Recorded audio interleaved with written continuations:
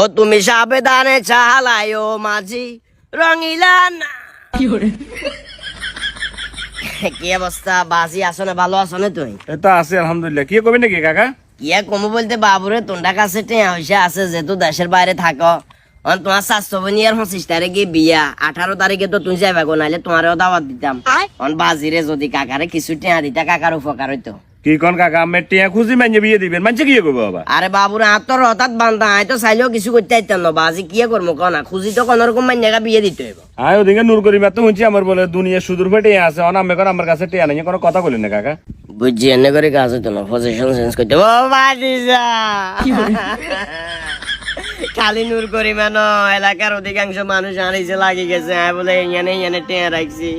বিশ্বাস করবে কিনা জানি না বাতিজা, ঘরের টিনিয়ান পর্যন্ত নাই, জোরে করে যদি সুরে গিয়া ইয়ার ঘরের তে আনি ঢুকি বাসি যায়। অন্তরটা যদি কিছু টেয়া না দিও আই মাইনে ইয়ে কেন বিয়া দেব বাতিজা। আরে কাকা কান্দিয়ে না দৌড়ব, আমরা কান্দলে আন্ডা করে কষ্ট লাগে বাবু, মানে কষ্ট হয় কথা কিছু বুঝি। আমরা আন্ডা আছি তো, আমরা টেনশন কিলে করেন। তা ধরেন বাজিরে হাতে এত বেশি আর কিছু দিতাম হারিনু, তো মনে কষ্ট নিয়ে নেই, ভালো থাকি না। আল্লাহ আল্লাহ আল্লাহ আল্লাহ তোমারে বাঁচক, আল্লাহ তোমারে বাঁচক বাতিজা। শালার ফুদ আইছ যাই তো মনে করছিলাম যে 501,000 টাকা অন্তত দিব, টিস্যু একখান ধরাই দিছে শালার ফুদ।